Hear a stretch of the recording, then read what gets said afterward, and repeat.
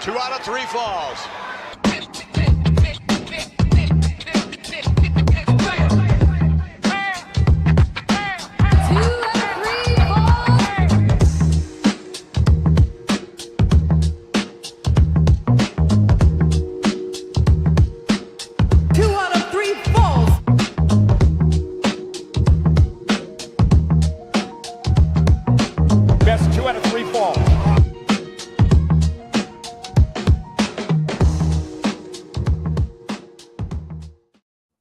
Like we always do at this time on a Saturday night, my man Kenny Holt. How you doing? You already know, man, because we go for mine. We got to shine. 12 out of 10 Saturday night main event.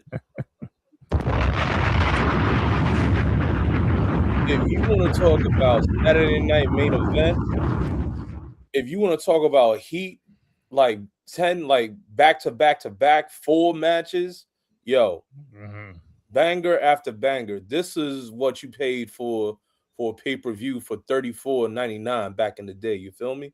$34.99 was a reasonable price back then, but now never. Or $29.99. 34. Yo, was like, in your house was $19.99. Yeah, and then they went up to like $20, I remember, or $25. Yeah, OD now. WrestleMania was $50 when I was growing up. That wasn't bad. I'll take 50 cash for WrestleMania. I had a thing. I had to get good grades in school in order to see the pay-per-views. So that's one thing I had to do. So yeah. Well, I struggled with that. I didn't see everything. I just had to get the ones I wanted to see. So I had to do well in school. There you go. The third man is here. Terrence Watson. If you are watching us on X and YouTube, thank you guys. We really appreciate it. We're doing this live right after a Saturday night main event. To my right, Kenny Holtz at Cowabunga _K_E_N. To my left, Terrence Watson at Lower East Scribe. Find him on all social media channels at Lower East Scribe. Find the podcast on SoundCloud, Spotify, Apple Podcasts, also on Amazon Music. And most importantly, you're going to go to youtube.com/Cruise Control Podcast. Go ahead, download the rates, comments, like, subscribe, thumbs up, all that good stuff. Show us some love and support for your boys on the program. If you are watching us, you'll see the graphic of where to find the podcast on Twitter, Instagram, and TikTok, which will be at 2 out of 3 Falls Pod. Go ahead, check that out. A lot of interesting feedback and comments from the clips that we put up early in the week.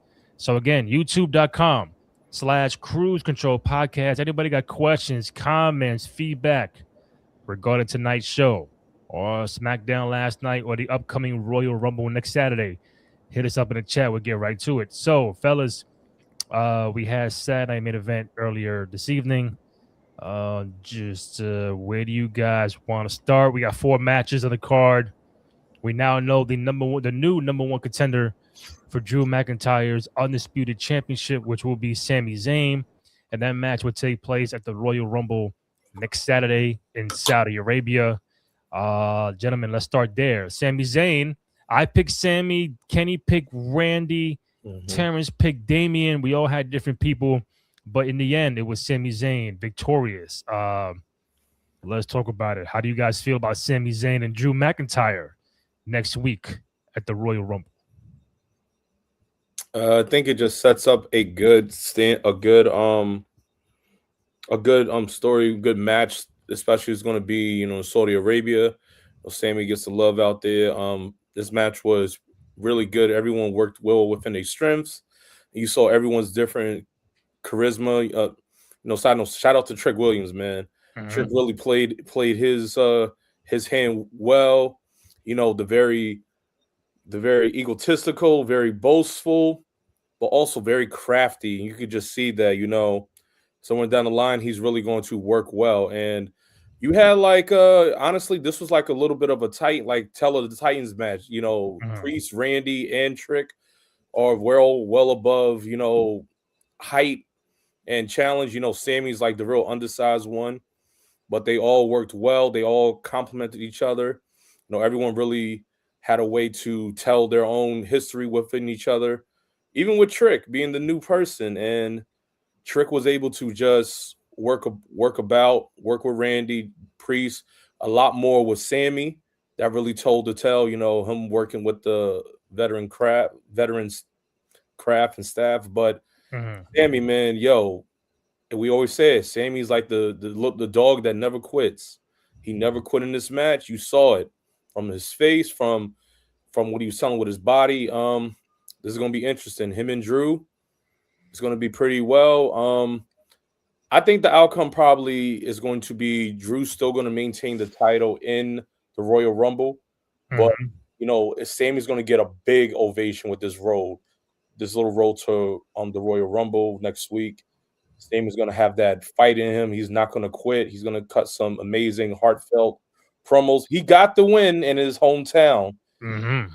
It did, so that really gave an amazing performance. I picked Randy. I thought Randy was going to do it, but no, kudos to Sammy, and can't wait to see what's going to happen in a week. I'm thinking like it's a few weeks. It's next week. That's right. Terrence Watson, take it away. Yo, first and foremost, I gotta say, I'm glad that this Saturday night main event, like, it just elevated everything. You know what I mean? I think we had one really good one. We had one really good main event, with like Cody and Kevin. Then we had the obvious, right, which is John Cena's last match. But tonight, I think we got a full card of like, this is awesome. You know what I mean? Yeah. And so to end and to land where they did, and that incredible fatal four-way, which sometimes it's really hard to keep everybody engaged and to like really make everybody look like a star. It's kind of like Kenny just said. Even Trick, I was expecting Trick, he'll just kind of be in there, get in the mix. He's just there to eat the pin. No, everything he did was super calculated, to Kenny's point, and it made him look like, down the line, we got a strategic real champion. You know what I mean? Like, we got somebody that's gonna be a main eventer. He can talk. He got the look. You know what I mean? My guy that I picked, Damien, again, super powerful. You know what I mean? Like, looked like a viable force. He could have won tonight. Mm-hmm. I guess in my heart of hearts, it looked like Randy a bunch of times, which was great because they kept it interesting. They had us fooled a couple times. I guess I'm just so used to guys not winning in their hometown. That aren't named Shawn Michaels, of course. You know what I mean? So I figured like, all right, like Sammy's not gonna win, but good for him, man. I mean, Sammy's personally one of those guys I always go back and forth on. I'm like, no, does he have the traditional wrestling look? Maybe not, but he has more than enough charisma and fight in that dog in him. So it's kind of like, all right, like I believe it. You know what I'm saying? Excited to see what happens with him and Drew. I kind of agree with you, Randy. I don't think he wins. I don't ever really see him as anything aside from maybe a gold belt guy, which there's nothing wrong with that. But I think we get one hell of a match. And I just hope that it's one of those. What Sammy's good for, I'm gonna say this respectfully because I got respect for who the person I'm about to say this about right now too. Sammy is an elevated Spike Dudley. And what I mean by that is like you can't really hurt this guy. You know what I'm saying? You could do whatever. You could brawl with him. You could throw him through shit, and the motherfucker just gets the fuck up. You know what I'm saying? And so it's like, all right, him and Drew, they're gonna really hurt each other, and I want to see that. I was mostly excited. I threw it in the chat. I was mostly excited about tonight because tonight started off with violence and nothing else. Nothing else. And so we ended with crafted violence, but violence nonetheless. And that's where I think we're headed at the Rumble. So I'm excited about it. Congrats to Sami Zayn being the new #1 contender for the Undisputed Championship. We get him and Drew McIntyre next Saturday at the Royal Rumble. Drew was out there early in the night, attacking Cody Rhodes and attacking Jacob Fatu in there early, if you want to call it a match. Just a fucking brawl out in the arena, outside the arena, in the crowd. And we kind of felt that was the kind of vibe that was going to have, where it wasn't going to be like straight wrestling in the ring, 1, 2, 3. We knew shenanigans were going to happen, some outside interference, but I think the way they did it was just to really seem like it's a brawl from opening tap. Like, yo, from minute one till it ended, it was just, yo, I don't like you right now. We hate each other. We gonna vibe. We gonna brawl outside and get the crowd involved, and then you get the Drew McIntyre of it all,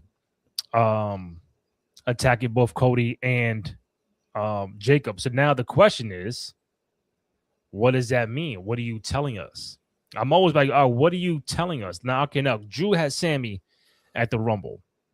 Are we? And I would know Cody and Jacob are going to be in the actual Royal Rumble. So one, does that take Sami Zayn out of the Rumble?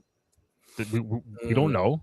But then it's like, could it be something where Cody and or Jacob interfere in Drew's match against Sami Zayn, where I'm not calling for it.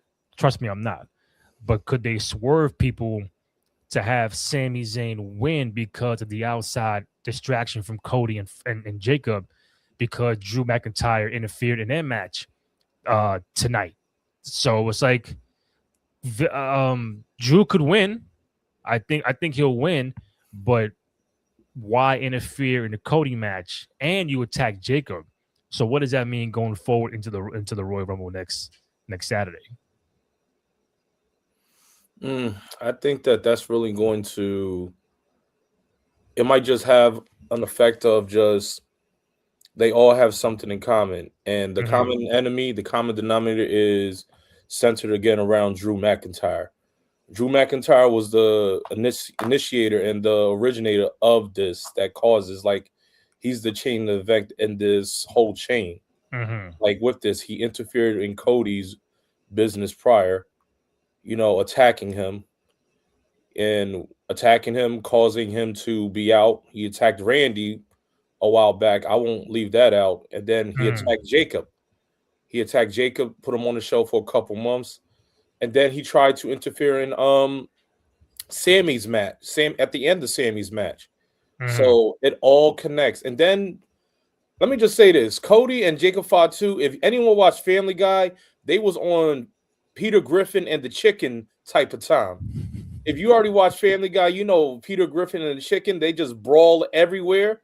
That's what Cody Rhodes and Jacob Fatu was. They were Peter Griffin and the Chicken, just brawling, just hands. This match was straightly about hands. Strictly hands included, rated E for everybody. This almost was like a real, I would say almost like how a little touch of an ECW type of momentum, bringing it to the crowd, bringing it in, man, shout out to all the security and whatever, because, they was taking these crazy bumps. At one point, they were getting thrown to tables. Fatu, without touching the ropes, did a cross-screw moonsault into them. I'm like, y'all must be getting paid a lot. There was a thing on Twitter where they both drew the security guard into all the POW. It was like that was Mankind when he got threw off the cell by the Undertaker. Oh shit! So, but like, this was strictly brawl. I like how this was. I think we said before this match was going to go into a no decision. There was no match to begin with. This was just pure I got hands. And shout out to Fatu, what he said earlier. I went from EBT to WWE, and that is the most illest ball I've ever heard. Like, damn, you went from cold sandwiches to buying only cans of tuna to now what? Yada I mean? But hey, man. Yada I mean. But Randy, I think this could be a big connection with all five of them. In some way, I won't be surprised they try to play an angle that happened with all of them in a cell that can fight for the title. What five? What five? Cody, Jacob. Well, so there was 6, but I'm saying we have 5, but Randy could be the dark horse that in there. You throw 6 of those characters in there in one cell for the world title. But that's a big stretch. That's just what my mind's telling me. Terrence, talk to me. Jacob, Cody Rhodes of it all. Drew McIntyre interfering. What do you think? I mean, if we're gonna start with the undisputed champ, let's start the conversation there. Kind of like what I love about it is he you want to talk about a fighting champion. He was like, we don't need no belt. We don't need no match. Facts. I'm coming for that ass. You know what I'm saying? Like he bringing the smoke to you. And that is very Drew McIntyre. That is who he is. I've obviously made reference to what he's been about in a past show, but you know what I'm saying? Like the man wants all the smoke. So it don't matter whose match it is. You know what I mean? If it's Cody and Jacob, he's interfering there. If it's for a number one contender, he's setting the tone early. And so like what I kind of like and what I kind of I don't and you guys let me know how you feel about it. But what's kind of cool is it feels like as the top guy, like now you're QB1. You're setting the tone. Everything's chaos under Drew McIntyre. Everybody's ready to fight. You know what I mean? And like I kind of like that. It makes, like I said, it makes a lot of sense. It kind of embodies who he is. And it's like if you're on a sports team, right? Like your captain sets the tone for how the team plays. And so now, right, while the belt is on Drew McIntyre, he's the captain. So that means we get Jacob Fatu and Cody Rhodes in an unsanctioned match where they're, hitting each other with soda. Like, you saw that, right? That's crazy. Mad times. They're throwing trash cans at each other. They're teaming up to throw security out the way so they can get back to fighting. And I love it. That's the kind of chaos. You know what I mean?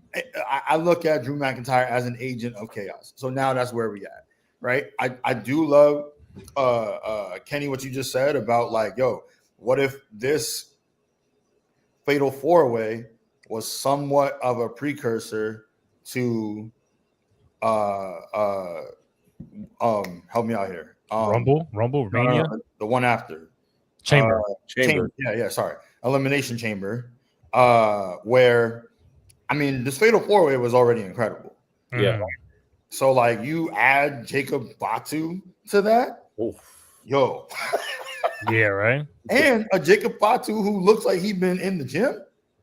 Yo, he looks in fucking shape, bro. Yo, he looked WrestleMania ready almost. Like, if he looks this good now, I can't imagine what he's gonna. And that's the thing too, is everybody tonight looks sharp. I don't know if this is just like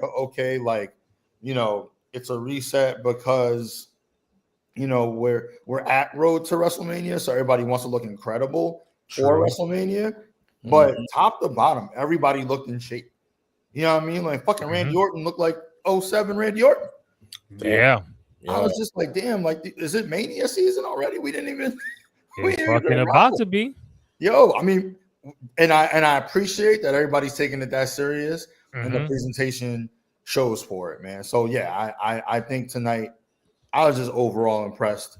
You know what I mean? Like I said, I think we've taken a step. It went from like one good match to a great card for an obvious legend, on their way out, to now Saturday night main event actually means something. You know what I mean? Like, how long have we been on this show? Very much saying, like, why do I even watch it? Like, you know what I mean? Like, facts. Tonight seems that.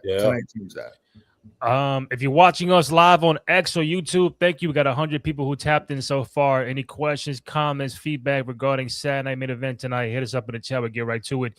YouTube.com/Cruise Control Podcast. What we got here? All right, so we got my boy Nuba was on time. What's up, buddy? How you doing? I'm happy that Sammy won, but I get the feeling that he'll lose to Drew and Saudi next Saturday. I agree, unless they pull off some swerve. Because my thing is, if Drew McIntyre keeps saying, Cody, you're not getting your rematch, why are you like in my business anyway? You know what I'm saying? Like, if you're done with me, I'm leaving you the fuck alone. You know what I'm saying? But don't just keep butting in my business. Like, yo, man, like you won the title from me last week, 2 weeks ago. Like, get away from me. You know what I'm saying? Like, I'm not worried. It showed Drew is still worried about Cody Rhodes. Even though I beat you, now I should be on to different competitors and different. I should worry about my title reign.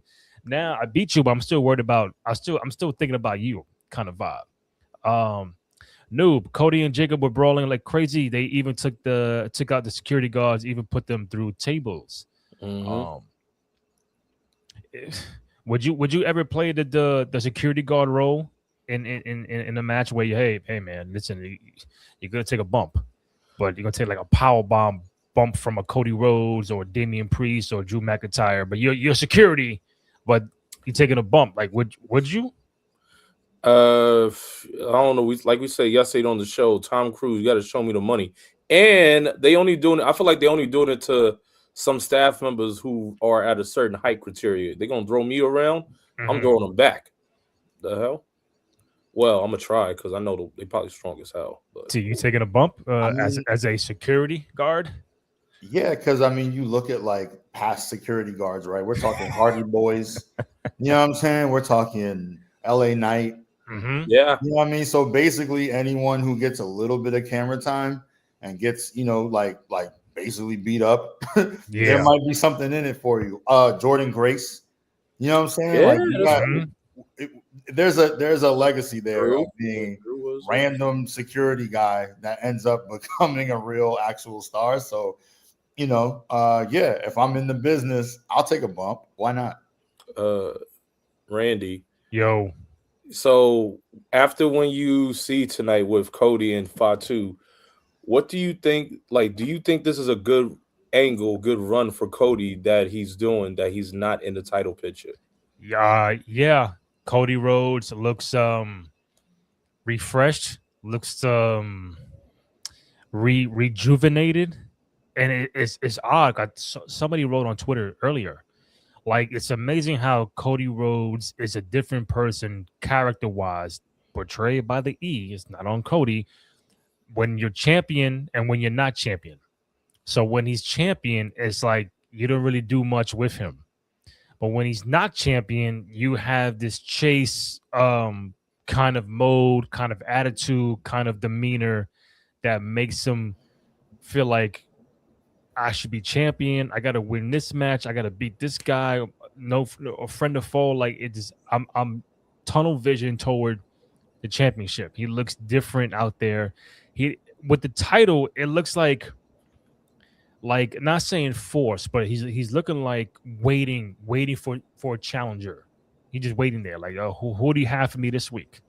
That's why he didn't fight nobody really much on fucking SmackDown. Now when you don't have the belt, it's less responsibility, less stress, less all that to carry the company. And now you're more free flow until you get that title back. So I think the last couple of weeks, a different guy, different character, even in the ring, looks more rejuvenated.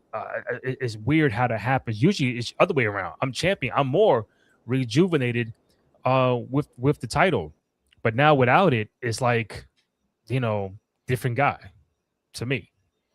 Mm, that's just way Yeah. like you saw Cody out there and he's just like, yo, Mhm. it's just a different animal in him. Like it's a different fight, it's a different dog. Like Mm. it's just like you see something different. Just see it like within him, it's just growing. Yeah. And like, yo, I'm a nightmare, but guess what? I'm about to throw this.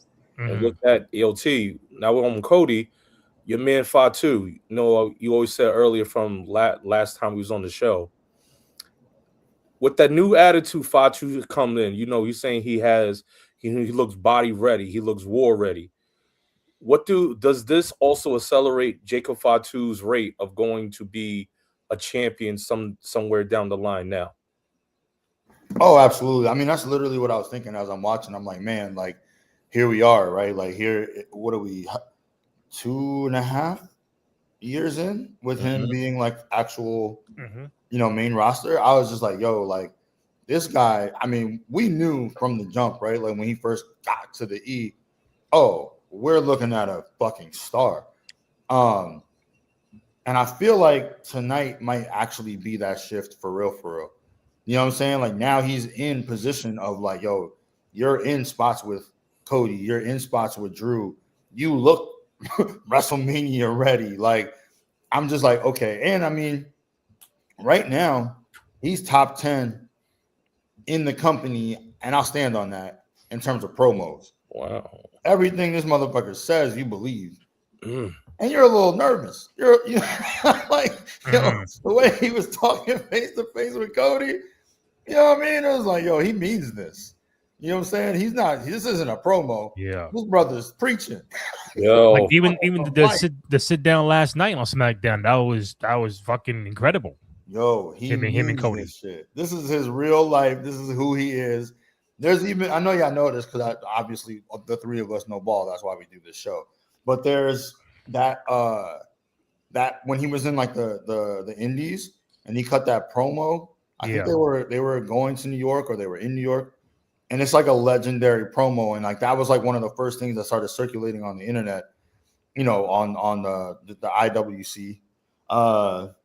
When we found out he was coming to the E, was that promo. Like people were like, yo, y'all have no idea when he gets to the WWE, like, and they let him talk, like it's gonna be crazy. And like everyone was right.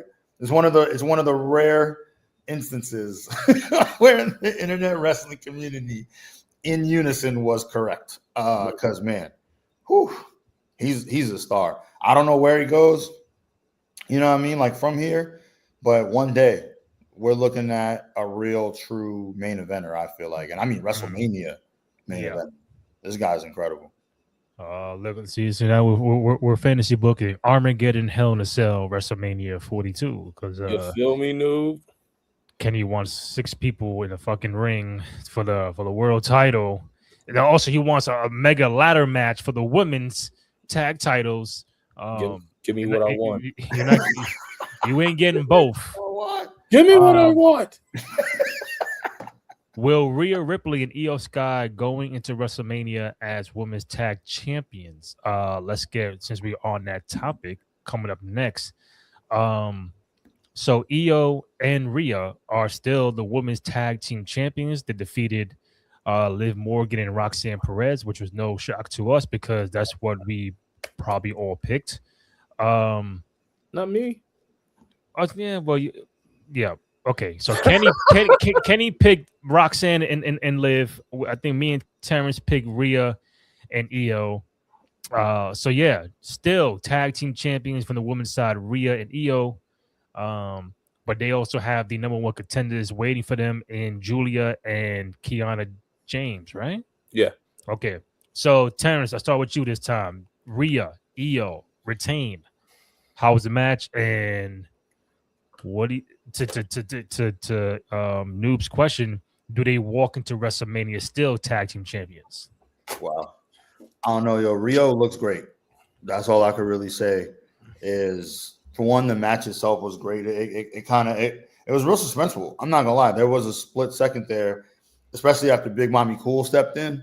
That's right. Yeah. And interfered. I was like, oh, okay, like we're switching. This is it. Like we're switching hands, you know. But they're such an incredible duo. Like I know they, have great chemistry against each other, and we know that, right? And they're probably, I don't know, that Rhea to me is the top face, in women on the women's side, but Io might be the best wrestler. She's definitely one of the best wrestlers, male or female, in the company, right? So it's like, but even with that, as great as they are individually, their chemistry as a tag team is just incredible. But to answer the question, I think they let them go into Mania with the belts, and I think they lose there. It's just more dramatic. You know what I'm saying? Like I think it's just more dramatic. But on the same token, it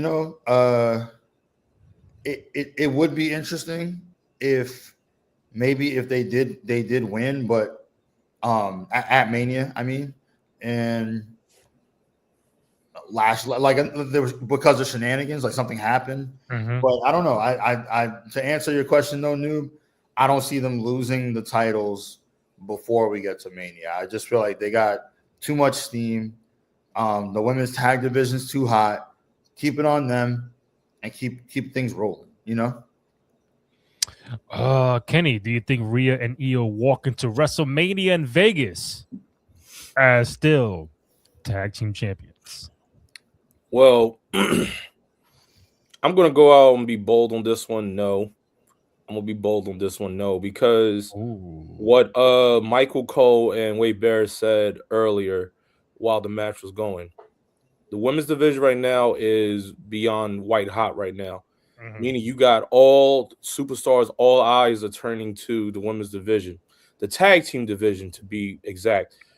Just look at the tag team division right now. We have a lot of these superstars who were once world heavy titles. All of them are now circulating and joining forces with other rivals or enemies or associates in the tag team women's division. They're all joining forces. We have Bailey, Lyra. Lyra's an Intercontinental champion. We have Nia, Lash Legend, NXT champion, World Heavy champion. Charlotte, Alexa, both champion. Io Rio, both champion.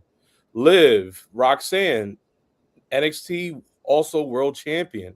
Mhm. And with this, I think that this will show that we have heavyweight contenders combining their strength, combining their forces to be in the tag team division. And with that, we can switch this up.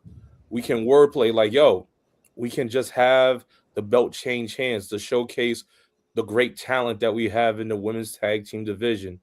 The Kabuki Warriors have it. I'm sorry, I left out the Kabukis. The Kabuki Warriors, Asuka, Kyrie, they held the titles, but they took it from Charlotte and Alexa.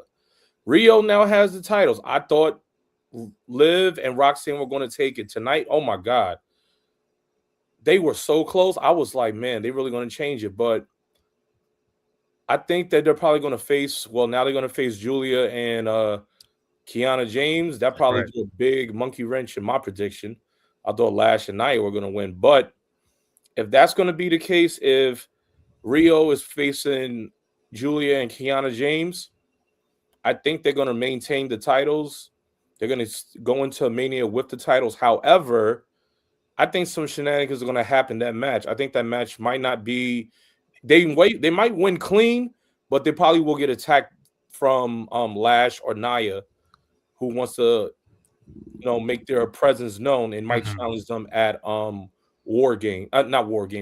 Elimination Chamber. And then next thing you know, we still might have my prediction women's ladder match. My thing is this: we got too many great women's tag teams right now that we could just have one appearance at WrestleMania. These belts deserve to be showcased against all the great women's tag teams that we have now. Rio's good, so is Charlotte and Alexa, Nia and Lash, Bailey, Lyra, the Kabukis, Liv, and Roxanne. I think it's fair to try to showcase all of their strengths and weakness, all their strengths and attributes together on the grandest stage and on WrestleMania. And whoever wins, I think the crowd will really love it because we're seeing all of them together, meshed together, and give us a great show. Mhm. And can I piggyback off that real quick? Go ahead. Yeah, no, I mean I love what you're saying too, and I think it clears the runway, for the other stars, because most of the people that you just mentioned, most of the stars, they're vets. You know what I mean? Outside of like Lash Legend and Lyra, you know what I mean, and Roxanne, right? Yeah. Like, but everybody else for the most part is a true veteran. Yeah. A lot of them former main eventers. You know what I mean? And I don't mean former as if like they wouldn't be, but you know what I'm saying? Like they've all main evented big matches. So it's like Mhm. it's clearing it's igniting the women's tag scene, right? And also clearing the runway for the next up, right? Like it's clearing the runway for the Tiffany Strattons and the Stephanie Vaquers and the Jay Cargills of the world. So if Tiffany does come back, win the Rumble, I'm making this up, right? I'm kind of fantasy booking. Cool. They can have beef, they being like her and Stephanie or her and Jade, right? And it's fine. They have their own storyline, and we'll get a great match there, right? And or Bianca. Bianca comes back, she wins Elimination Chamber. Cool. Her and Jade can get it popping, but the women's tag, again, still has a hell of a whole lot of talent. So I think that's also what they're doing, I'd imagine. But it's also just fun to watch, man. I mean, I don't know when the women's tag division has ever been this strong. Mhm. Yeah. Noob, what about the Kabuki Warriors? They're hitting a possible breakup. Listen, Noob, I love you, but as of right now, I couldn't care less about the. not because I don't want to. They're not making me care. They're not making us care about it. Like they tease a breakup, and it's like it dies down. It was supposed to be Oscar and Io, then it died. Now Io's a tag champion, and Oscar and Kari. Like if they break up tomorrow, all right, then they break up tomorrow. It just there's nothing there that makes me want to emotionally invest in that story. Not because no fault of their own. It just that's what's being presented right now. So it's so many things going on. The Kabuki Wars is like 39th on the list of things that I care about. Right, I'm saying probably 19th. I'm just saying like they just I don't know what to do or think about them going into Mania. Do I want to see Oscar and Kari Sane? It's like, oh well, I mean, okay, but they got to be in the tag scenario because for them to go one-on-one, it's like, all right, and that's just my opinion on Kabuki. Yeah, Kabuki and Charlexa are possibly going to break up sooner. I think Charlotte and Alexa going to break up. I could see that. I rather see that because I know that they can build story amongst Alexa and Charlotte. But the question is, who's the bad guy? Are we going to see Charlotte another heel time? Okay. Oh, what if Alexa is the one that turns on Charlotte? Because we just saw Charlotte be heel last year for Mania with Tiffany for the title. Can we get Alexa to turn on Charlotte because they probably have one more shot at the tag titles and they lose it and she's fucking fed up and frustrated and all this, I love you stuff. It's over. We're best friends. It's over. Can we get that? I don't mind seeing Alexa and Charlotte one-on-one at WrestleMania because if not, what are you doing with them? If it ain't for the tag title and Kenny's multiverse super duper TLC ladder match, what do you have going on for Charlotte and Alexa? Yo, Randy, honestly, what's funny is what you just said is exactly what I think happens with the Kabuki Warriors. I think that, Asuka, kind of goes rampant, goes crazy on Kari Sane. Kari can't take it anymore. And then, who comes to save the day? Io. And then we finally get the Io versus Kari Asuka match that we kind of been waiting on. I don't know that that's Mania. Let me be clear, okay. But I think that at Mania, because the Kabukis don't win it, that's when Asuka flips. But I don't know. I could see it. I feel like they're dangling the carrot of that storyline between Charlexa and the Kabuki Warriors, right? Like, and they're just gonna figure out which team it is, that actually goes through with it. Yeah, because let's keep it a buck. Charlotte against Alexa or Kari and Asuka. I want to watch Alexa and Charlotte, but you tell me Io, they got to do so much to get Io off the tag titles. Go back to the story with Asuka, build that up to get a one-on-one match. It's just so much to do, and you really have 2 months to do it. When it's not there. It's not there right now. It's not. And I agree, Noob. Alexa is going to turn on Charlotte. I think that's the play. Give Charlotte a babyface WrestleMania. When's the last time Charlotte walked into WrestleMania as a babyface? Against Rhea. Because Rhea was the heel, but she was just way over. Okay, what 39? Yeah, in LA. But was Charlotte really the babyface? I'm talking about like babyface, like she is now. Yeah, I mean, Charlotte very much was the face at that point. Yeah, it's just Rhea was just way over. Rhea was with Judgment Day. She was with Judgment Day, the beginning stages of Judgment Day. It's just Rhea was just starting to build to be over. But she wasn't like a Cody Rhodes babyface. She was more like a gray area tweener kind of vibe. I don't think so. I think Charlotte was the face. It's just like confident. No, I'm pretty. I was there. So My bad. Oh, that's right. That's right. Not, you know what I'm saying? I was there. Yeah, Charlotte was 100% a face. It's just like Kenny said. If anything, it was the beginnings of those tweeners where like Rhea was a tweener, where it was like, yes, she's a heel by character, but everybody fucking loves her. So she was getting. I mean, you guys remember like they would boot everyone else in Judgment Day except Rhea. You know what I mean? But it's just everybody just loved her character, her charisma, her energy, her in-ring ability. She was one of the beginning stages of the conversation we've been having for now 2 or 3 years about those tweeners that are like, you know, yeah, they're technically heels, but are they? Like, you know what I mean? Like everybody still loves them, like, you know, and so yeah, not to veer too far off, but yeah, it was that was Charlotte's last time. To your point, yeah, that was her last time as a true face. Yeah, I'm reading it now. My boy Graham did the article back in March of 23.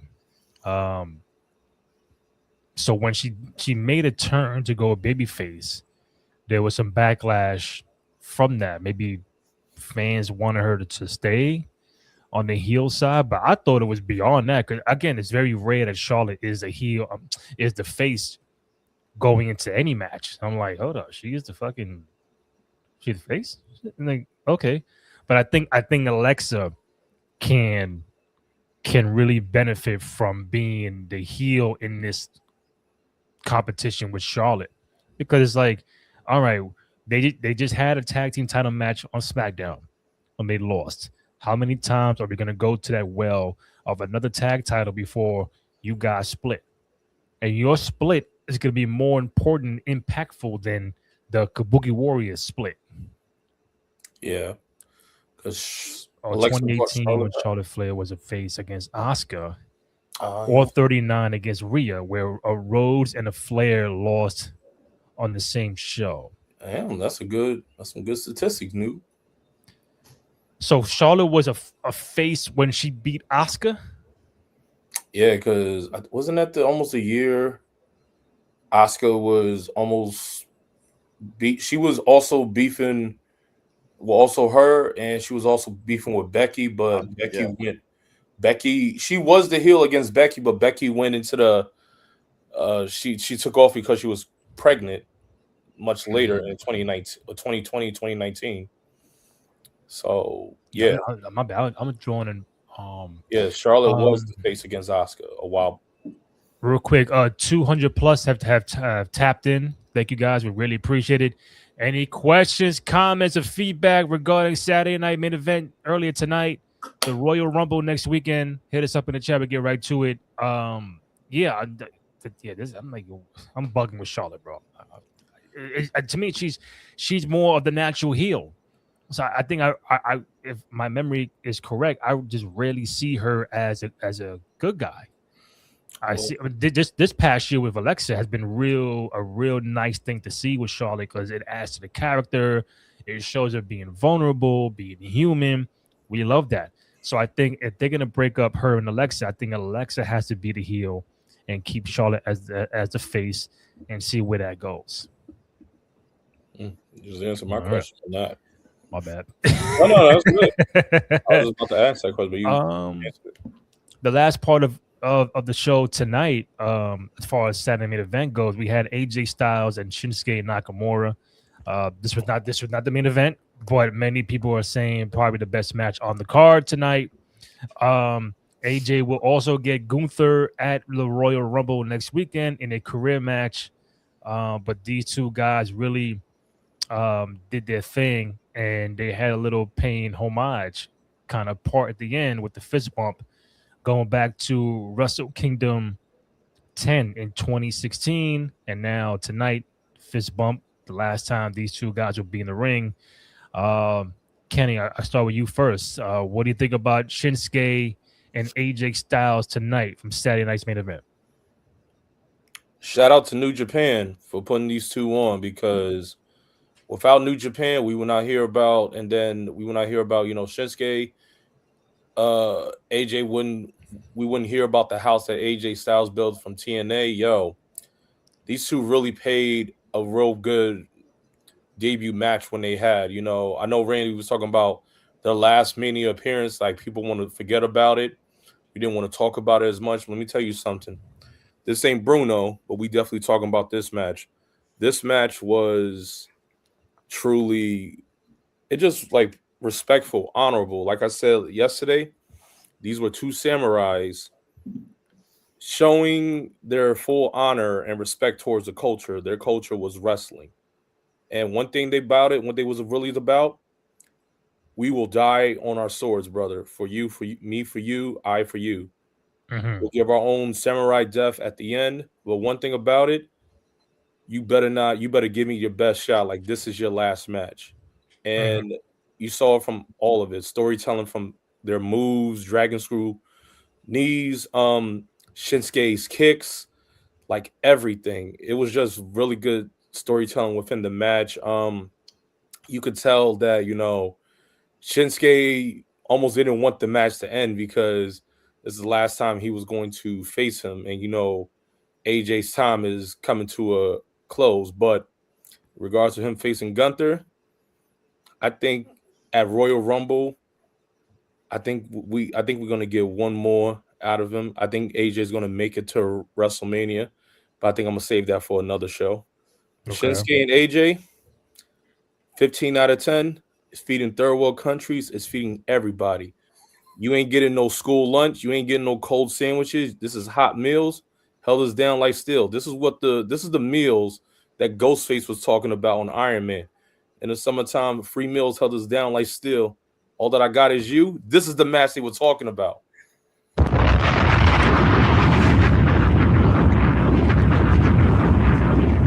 This was the match Ghostface was talking about. That's called motherfucking boss. Yo, I wouldn't know nothing about that. Kenny, Yep. you just dropped the promo of 2020. I can't follow that. Come on. Jesus Christ, Kenny. Save something for the rest of us. I feel like Macho Man coming out the Razor and Sean, like, that was a great match, but fuck you guys. Yeah. What am I Now I gotta fight Crush. What am I supposed to do? Thanks, guys. DMX performing and he's like, Jay-Z, go ahead. Or like, yo, man, damn, I'm Jerry Stackhouse. I gotta follow Vince Carter, bro. Come on, man. It's over. It's over. Hey, 200 people. Thanks for tuning in. Show's over. What the fuck, Kenny? That was a great promo. Anyway, I'll keep it short. Oh, come on. That was I want to liken what we saw tonight from AJ Styles and Shinsuke Nakamura to ethical hoops. You know what I'm saying? Like, I feel like they were ethical balling tonight. You know, in today's era of non-ethical balling, you know what I mean? Sometimes we complain about how everything looks super choreographed in the ring in this new generation. We don't really complain about it, but, you know, in general, that's the conversation. Not tonight. These guys looked just as sharp as they did 10 years ago, tonight at least. And it was just like they gave everything. And to Kenny's point, it very much felt like this is the way you honor your brother. You know what I mean? Like, this is the way you honor another legend, by giving the type of match, you know, like that they deserve. You know, if this is the last one, the last dance that we get to have together. I want to ask you guys a question with that. You know how, like, every wrestler, or there's always those pairs of wrestlers that have typically only one, sometimes maybe two, but they're like their in-ring wrestling soulmate. Would you say that these two have that vibe? Like, are they wrestling soulmates? Is AJ and Nakamura wrestling soulmates? I would think so, because the match you saw tonight, it's like a mirror image of each other. You know what I'm saying? To a degree. It's like Shinsuke knows AJ's every move. AJ knows what Shinsuke is going to do. And at one point in time, I thought, yo, are they going to have Shinsuke win this match? I was like, oh, shit. It looked like that for a couple times. But he was selling the knee injury. and I thought, oh man, 'cause the one part, Shinsuke was in the corner, and then AJ was on his knees like this, like just waiting for that final shot, like a Ric Flair, Shawn Michaels. Like, yo, man, I love you, but it's over. Like that kind of vibe. Like, oh, are they gonna do a Shinsuke and AJ? It's over right now. Okay, AJ was like helpless. It was over, and then like something happened, and then they went back to it. Then I said, okay, AJ's gonna win. They won't have AJ lose prior to the Rumble against Gunther. But if he was to lose, it's against Nakamura, someone like he knows, loves, respects. Like that's the mirror image of what I do. But Wrestling Soulmates, like, bro, they went 21 minutes, the longest of the night. Like what you saw today was a fucking fabulous wrestling match, and it's like no titles, no nothing involved. It's like, yo, we're gonna scrap one last time, and that's that. So to your question, I think they are Wrestling Soulmates, AJ and Shinsuke. Like Randy, for one thing is which, man, the styles were different. Everything regarding it, the history, the background, you know, man from Japan, man from Georgia, who knew that they would come together on one world, and that world is wrestling. And Yeah. you know, I would say this is really like Wrestling Soulmates or greatest matchups and rivals. You know, if some people did not see their New Japan match in 2016, you could watch this match and you can feel real and loop. Like what we saw in New Japan, that was the beginning, that was the entrance. This is the goodbye. And you know, because you know, after AJ leaves, Shinsuke, he got a couple more years, but you know, it's almost like, how can I say? Shinsuke is like, you know, without AJ, I don't know. It wouldn't be almost insignificant because, you know, who's really going to push me to that limit like how I have? You're going to always remember your first love. And that was like AJ. So that was just real good with it. T, you asked a question, but what do you think? You think Shinsuke and AJ are the Wrestling Soulmates? I mean, unequivocally, right? Like without question. You know, I think they mentioned right before the match or during the match, like kind of the impact that the two have had on each other, right? Like through different promotions, even, right? And it's like if you guys can elevate each other in that way, and in turn also elevate wrestling, you know what I mean? Like in that way, I don't think it's a question. I wanted to hear it from you guys. Like, you know, it wasn't rhetorical. You could have had a different opinion, but I just felt like, man, like, you know, it's interesting that we're kind of closing the door on a certain chapter of wrestling, right? And we're ushering in a new. But it's also fun, exciting, and as a big fan, rewarding to see, you know, the legends of the past 15, 20 years, you know what I mean? Like really get a chance to like honor each other and honor the competition. But saying that to say, like, yeah, like these two, I think you could make a case that they're a top 10 in terms of Wrestling Soulmates. That where it's like, yo, yeah, just like Kenny said, like, yo, you're from literal opposite ends of the world, but it feels like you two were born specifically for each other to have incredible in-ring chemistry. And it's just like, man, like, you know, I'm glad that they also mentioned that Shinsuke requested this match. Yeah, you know what I'm saying? Like, sometimes I feel like, you know, Shinsuke gets a little bit lost in the shuffle at this point. He's, you know, he's kind of towards the end of his career as well, right? And so it's kind of like, damn, like I really be wondering, like, what are they gonna do? So I'm glad that they gave this match to the two of them, because I feel like they deserved it. And yeah, without doubt, the two of them, you know, for sure, Wrestling Soulmates. Amen. Shout out to the 260 people who have tapped in. Yes, sir. Gonna wrap up soon, but anybody got questions or comments or feedback regarding the show tonight? Hit us up in the chat. We'll get right to it. You mentioned soulmates. So if AJ and Knock are one of them, what are some other examples of like, yo, these two guys were just made to wrestle each other one-on-one, no matter what they did. They fought these people, but once you get these two guys together, or females, you just know what you're gonna get. What are some other examples of that? Trish Stratus, Lita. That's one. Shawn Michaels, Chris Jericho. It's a pretty good one. Oh, hey, be careful. That's a Shawn Michaels fan, so he might tell you somebody else. I'm gonna let Kenny walk. Yeah, I mean, I want to hear his thoughts, and then I Lita, Trish Stratus, Chris Jericho, Shawn Michaels, Stone Cold, and The Rock. Okay. Stone Cold and The Rock. Now, are we going by rivalry? We're going by like, yo, no matter what, these two people are just gonna have the best dance, and no matter what, are we going based on the actual rivalry? Because Lita and Trish, mega rivalry, rivalry, yeah. Austin and The Rock. Let's define this a little bit. Yeah. When I say wrestling soulmates, I think the rivalry ends up happening because of how good the chemistry is. Oh, well.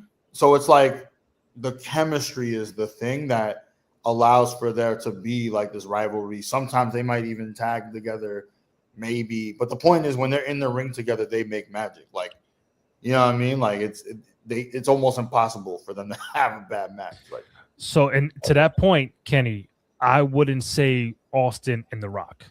Really? I would say Stone Cold and Bret Hart.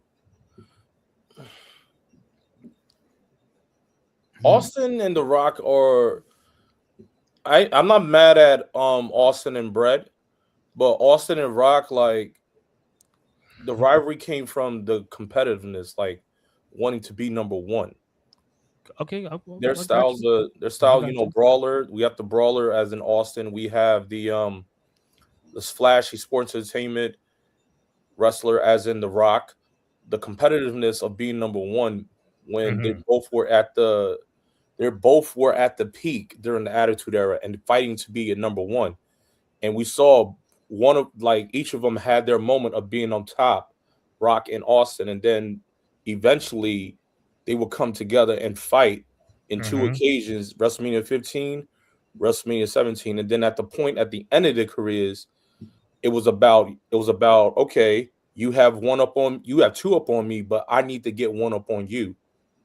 But it was like one's about to go out, Rock's also about to go out.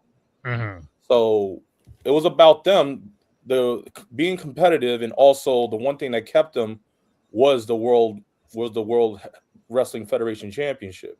That's right.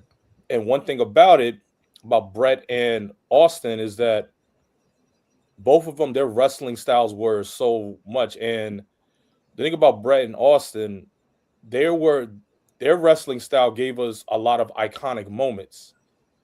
They gave us the iconic moment that, you know, you saw Austin, you know, with the blood dripping down his face, being put in the sharpshooter. Yeah. You know, Bret and Austin with the constant promos backstage. But if I was to compare this right now, Austin and The Rock, WrestleMania 17, Limp Bizkit's promo, that's still holding tier. I will put that up with Bret and Austin's rivalry back then. I will die on that hill.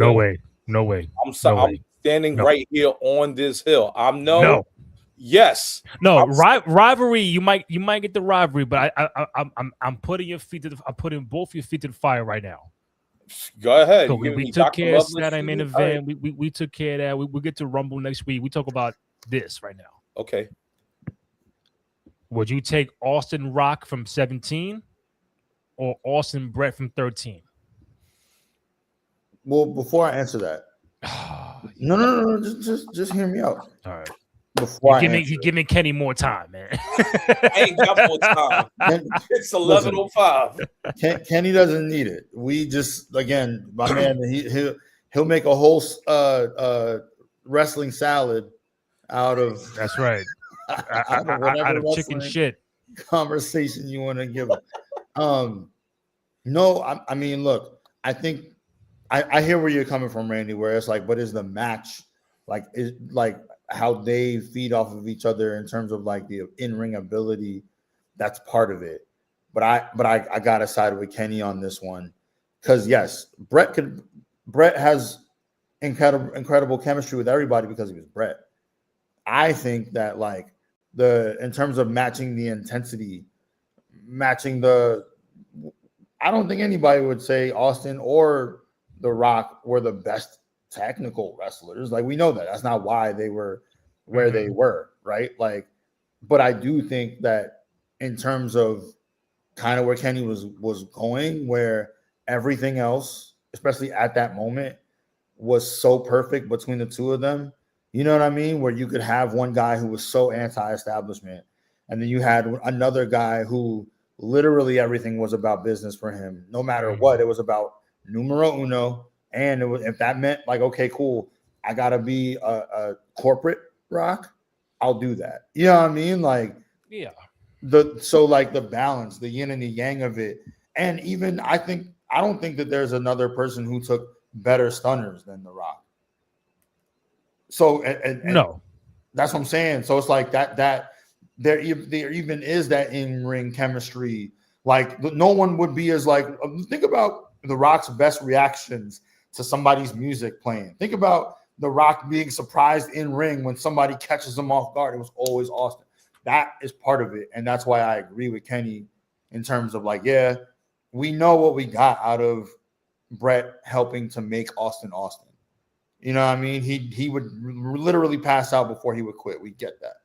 But when we're talking about these two having like every Monday popping, every main event they could be in together popping, you know what I mean? Pop culture, knowing that The Rock versus Stone Cold meant something. Even motherfuckers who didn't really watch wrestling knew that. You got to go with that, in my opinion. You know what I'm saying? I also disagree with Kenny on who he paired Shawn Michaels with, because I actually think Shawn Michaels has two wrestling soulmates, one of which is Brett, which is so funny because of their dynamics, and we all know what they are. But I think that the two of them were the best in-ring wrestlers of their generation, but also maybe ever. And I think a lot of people, most wrestlers themselves, wouldn't argue against me for saying that. Yeah. And it only helped. It's interesting because it helped that there was animosity, but they also were just so professional and so good that they didn't let that stop them from having fucking incredible matches. You know what I'm saying? So that's one. And I think his other wrestling soulmate is Razor.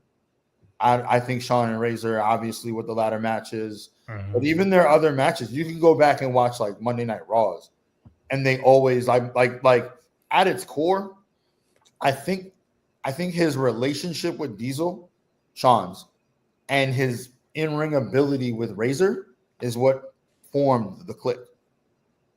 Like the real Clique, the one like backstage. Like, you know what I'm saying? Like, I think, and so we get something that, you know, permeates literal generations because of in-ring chemistry. Like, they loved working together. It didn't matter who won. You know what I mean? Like, everybody won. The fans won when the two of them were in the ring. So it's like, I think that those are Shawn's soulmates. Right, wrestling soulmates. I get where you're going, Kenny, with like him and Jericho. I think that's another conversation. That's more like his, you know, predecessor. You know, it goes Rick to HBK to Jericho. You know, and some would say then to AJ. Interestingly enough, to wrap the conversation around, but yeah, I don't think that makes them soulmates. Just my opinion. So before I get into my diatribe, Kenny, you ain't answered the question. Austin Rock 17 or Austin Brett 13? Austin Rock 17. I'm staying on that. Look, Randy, I respect you. I respect. Look, to your point. Bro. To your point, without Bret Hart, there will be no Austin 316. That's a fact. Without Bret Hart, There will be no Austin 316. But without The Rock, we would not get two of the top guys in the business bringing Raw, bringing WWE, WWF to being the top brand. We had two top guys at the peak of their time. Without The Rock, we would not really get WWE to almost Austin being who he is, the best that he is, because Austin was competing not just, once he got 316, he was really just also competing also with The Rock as well. And we wouldn't get that as well. We wouldn't get the intensity, as T said, the competitiveness. We won't get the drive. Austin versus Rock being a household name, that's like Tyson and Ali. That's the closest we got. We got The Rock and Stone Cold Steve Austin. Mm-hmm. You know how many times people in school were talking about, I'm Rock, I'm Austin? You know how many times you would see that? Yo, you seen the matches, and when you say like, all right, this match was going to happen, you couldn't wait to see it. Every time they were always against each other. WrestleMania 15, WrestleMania 17, the cage match, Backlash 99, cage match after Raw, after 17. Survivor Series, those two are the last two. Every time they have a standoff, everyone's on their feet because they know it's about to go down. Austin and The Rock are about as equivalent as Tommy using the flute to call in the Dragon Zord. It's about to go down. What?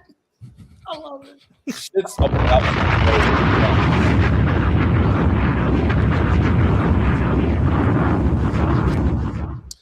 down. All right, let me get my shit off real quick. I hear what you guys are saying. I really do. Listen, there's no right or wrong answer to this.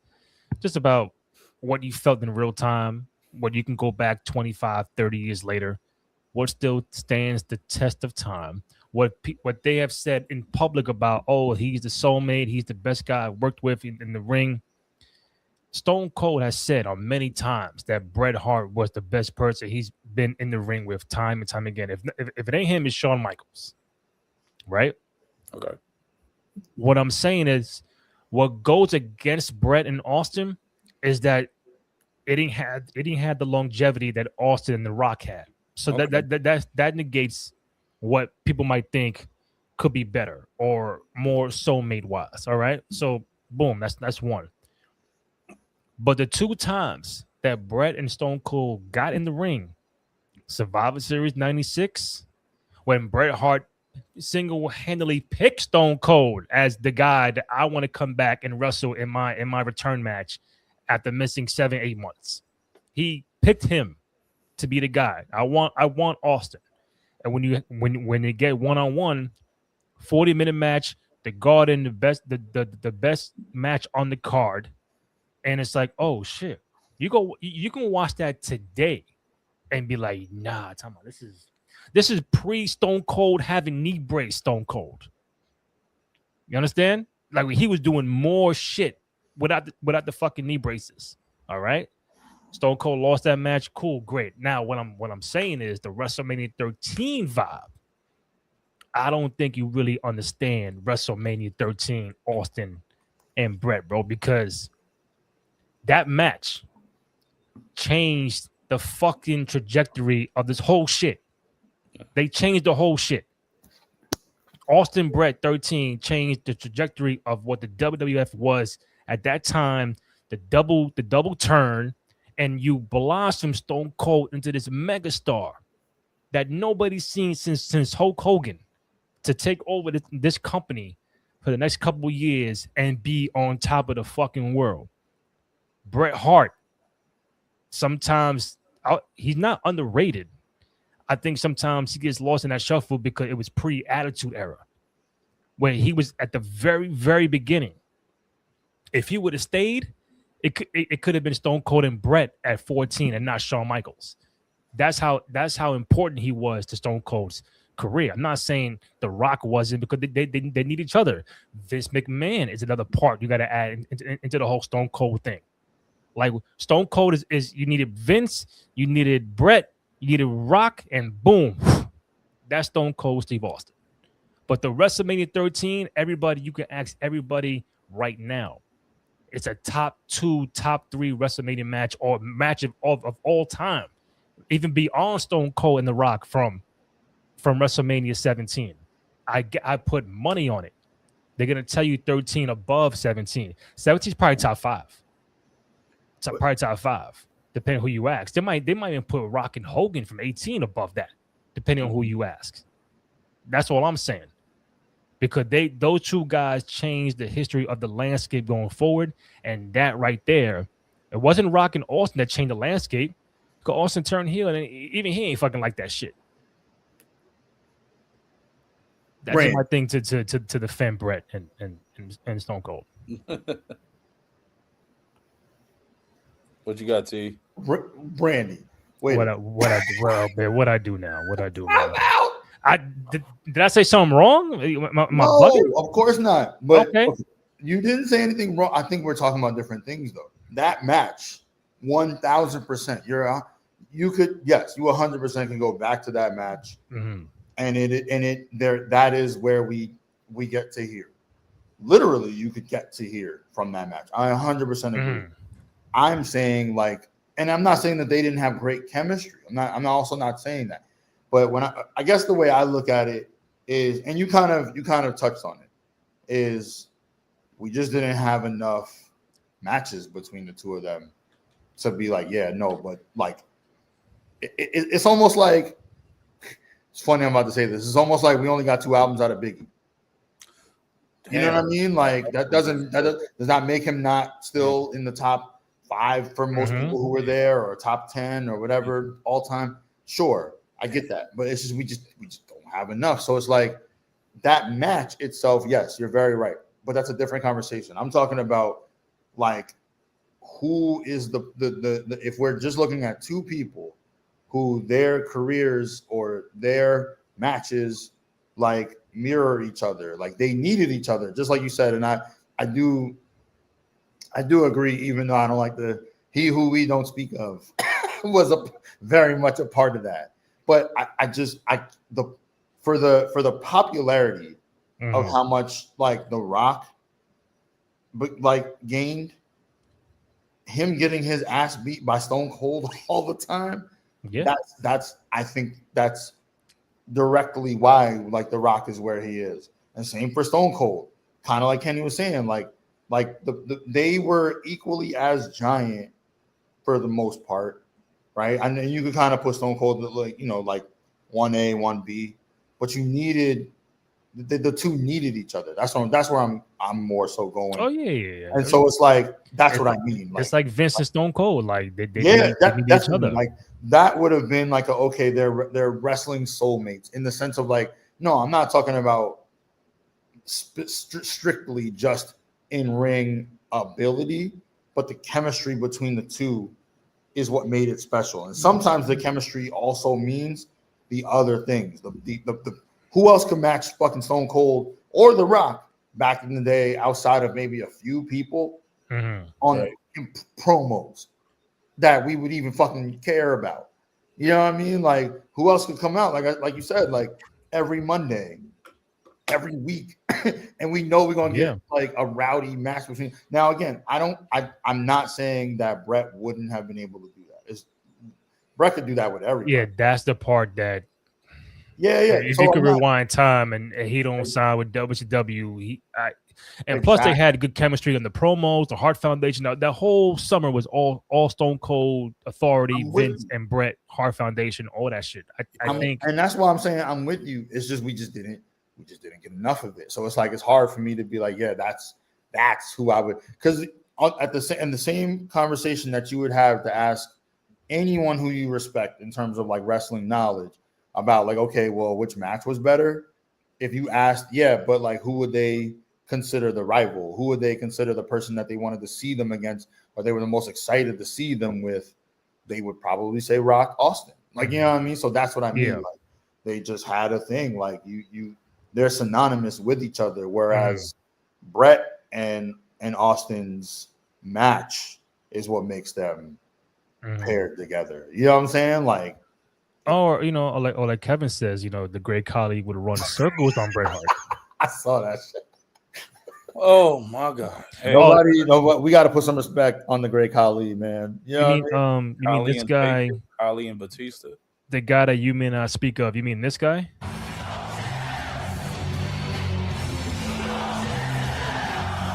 Hey, listen, That he's guy? like Voldemort around here, man. We don't say that. We don't say that. don't say his name. Hey, listen, you heard Logan Paul earlier in the week Yeah, saying that, hey man, like Vince is definitely a Hall of Famer. I wouldn't, it wouldn't surprise me if he came back. The pop that he would get. Come on, bro. What is Logan Paul supposed to say? Like you know what I mean? Like, not either don't bring him up, but don't like praise him on some positivity. You know what I'm saying? Like, yeah, I know Vince is gonna be Hall of Fame. Come on, that's automatic. But to say, I wouldn't surprise me if he does come back. Now I just raise questions like, wow. or the pop will be crazy, which I think it fucking would. You better believe it. You better believe people here no chance in hell. They're like, we're that's a whole other episode and a whole other conversation about where we are in society. But anyway, yeah. Yeah. Kevin also said Jade Cargill, the title reign, not good. Not her fault. It is not her fault. I think me and Kenny were talking last night before we wrap up. Is the fact that it's weird how people become champion, and it just like, all right, now what? It's like equivalent of beating a video game that you spent time and fucking time to beat it, and when you do, it's like, oh, that's it. All right, new game. You got all these champions that are fucking dope in what they do, but it's like once you have the strap, they just forget how to write for you, or just hold that belt for like 100 days and you'll be all right. It's just a weird, and it's not on Jade, it's not on Julia, it's not even Cody. For a minute was like, yo, what the fuck do I do? I'm champion. Like, what do I do? The tag champions, Judgment Day had it for dumb long. It had one defense in 9 months. Like, it's just weird how you become champion and then you're like, yo, just don't let go. But you gotta fucking defend the title. And even I thought it could have been her and Jordan Grace tonight for Saturday Night event, but they put in the AJ Nakamura match. And as of right now, there's no women's title match for the Rumble. So it's like, all right, when are these two females going to get it on? Is it on a fucking SmackDown? Is it the Chamber? Like, how long are you gonna hold this off? Because they're ready to go right now. And it's like, what are we waiting for? I don't know. Give us do you think really they need to? Do you think that if we was to say the people that are holding the belts for both of you gentlemen, do you think that we got Jay, we got Julia, we got the Usos, even got Mello holding it? Do you think that they're holding it because there's so much talent they can put to pair with the belt, so they're just awaiting, probably doing shuffling to see, because you have so many people now with it, but do you have so many people, or do you not have that many competitors? They don't have enough stories built for everyone on the roster. That's when people shit on the Attitude Era. I know you guys want to talk about that, but that the game stuff. I know Terrence got to go soon, but I'll get to that on Monday. When people shit on the Attitude Era, bro, everyone had a story. From the Austin DX Rock, Taker, Kane, Mankind, to Val Venus, to Ken Shamrock, to The Nation, to fucking Headbangers, to Goldust, to anybody you saw on that roster. Oh, I know what he's doing. I know what she's doing. I know why she's mad. I know why he's mad. Because he beefing with her, with him. She beefing with her. Everything, whether it was a longevity story or not, everybody had a purpose on the show. Now it's like, all right, Carmella got to do a U.S. title open challenge. the Usos won the tag belts back in December, and no defense since then because there's nobody else to fucking defend the tag titles against because they ain't built nobody else. Now you had the MFT, new tag champions. Cool, congrats. Now what? Who the fuck is next for MF? Is the Wyatt gonna get a rematch? There's no DIY because there's no Ciampa. There's we haven't seen the Street Profits in a very long time. The New Day gonna come back around? It's like, what do we? Motor City Machine Guns? I don't know, but it's like they're not building. They're building the top of stars, but you got to build the mid carders and even the brand new people to come on board to feel like I'm a viable challenger for any belt that I go after. Right now, it's not a lot of those people. Not their fault. But it's like on TV, why am I going to care about this guy or this girl? But there's no story. Like, oh, okay, cool, great, they wrestle, bing bang boom, they're out. But there's no story behind it, and that's why they'll make you become champion. But then it's like, all right, give us 3 months to build the next challenger. Like, no, I need tomorrow, Raw, SmackDown, let's go. Don't wait. And sometimes they have us waiting for so long. It's like, all right, you're a champion for like 3 months. Damn, who'd you fight? Nobody. I'm just chilling. You know what I'm saying? It becomes that kind of trend. T, what you got before we wrap? I know you got to go. Nah, yeah, I mean, really piggybacking off what you guys have said. I think, and it also kind of ties into Unreal, which we can talk about on Monday. All right. What I think the biggest difference is between the era we grew up in and like what happens now is we just need better writers. Like I respect the hell out of former wrestlers being in the position to make sure that it feels right, and there's certain nuances to wrestling that they would understand that a writer just wouldn't. Who didn't wrestle, got that. Maybe keep some wrestlers like in the room for authenticity's sake, and but I mean, think about it. Do we care about kayfabe anymore?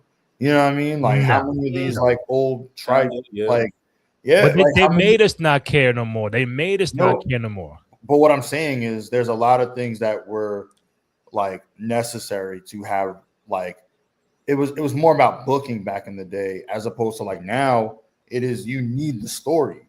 So the idea that like you have all this talent. And I mean, we literally, again, we'll talk about Unreal next week, but there's literally a clip going around where Road Dogg says, I don't know what to do with top tier talent. And you're like, what are you fucking talking about?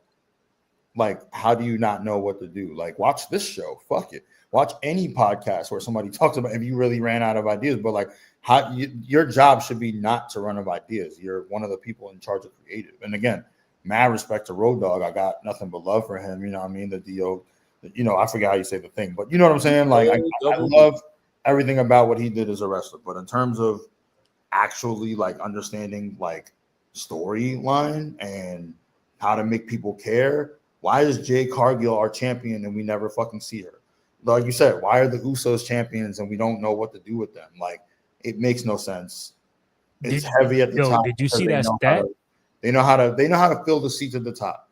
But to your point, we used to get fucking mid-card storylines that we can recite 30 years later. And bro, did you see that stat I saw today that they had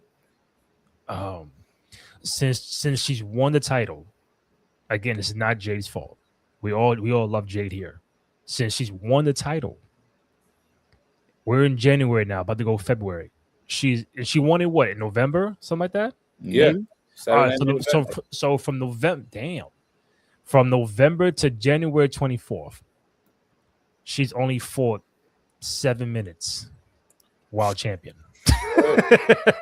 Yo, I was like, what the fuck is that? That's crazy.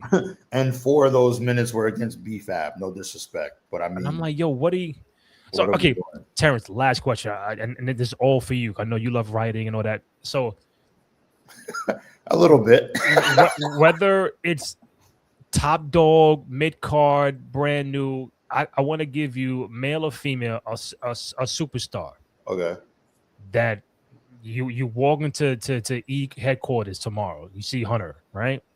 He says you could pick any person, male or female, and write the next month, like something for them to do. Okay. You got to pick the male or female, and like give me an idea that you would give them. For example, we're on the road to WrestleMania. Let's just make some shit up. What would you do with that certain superstar? You know what? He needs this. She needs that. I wish you asked me this question on Monday. Damn. And I want you to ask me this question again on Monday. I'm gonna give you an abridged version. Okay. And I'm gonna just give you the very simple, plain answers. And I'll give you one of each. Got The guy would be Carmelo Hayes. Okay. And again, I'll go into it on Monday. But the guy would be Carmelo Hayes. I see where we could go with him. I see the things we could do with him. And honestly, the two women would be both Chelsea and Jade. I couldn't split them. Those are the two who I would love to write for. So if wow, Freudian slip. If Trips saw this and was like, "Who's this Terrence guy?" and he looked at my Instagram and he realized, "Oh shit, this guy got nominated for an Emmy." No, you know what I'm saying? maybe he knows how to write a little bit. If I would say, bring me in. I'd love to write for them. I would pull in one of my friends to like one of my female friends who's a writer to be like, can you help like elevate the women because they all need it. Like I also think that's a problem. There weren't enough women in the writers' room. So you have a roster full from NXT all the way up to Jade, and nobody knows what to fucking do with them. So that's my short answer. I will go deeper on Monday. Love it. Okay. Yeah, that's my. Those would be my three. Got it. You can find Terrence Watson on all social media platforms at Lower East Scribe. Kenny Cowabunga _K_E_N. Myself, Randy J. Cruz, RENDY, letter JCRUZ. Fund the podcast on SoundCloud, Spotify, Apple Podcasts, also on Amazon Music, and most importantly, go to youtube.com/Cruise Control Podcast. Go ahead, download, rate, comment, like, subscribe, thumbs up. All that good stuff. Show us some love and support for your boys on the program. We're trying to get to 700 subscribers, man. It's a slow fucking grind and burn. But if you watch us, if you fuck with us, you like it, go ahead and hit that subscribe button. I think we're like 668 and so in that range. So it's a slow climb. Slow build. Slow burn. It's like incense, bro. Like slow burn. Also, fund the podcast on Twitter, Instagram, and TikTok at 2 out of 3 Falls Pod. On Monday, since I'm not doing a show next Friday before the Rumble, so I'm gonna let Monday.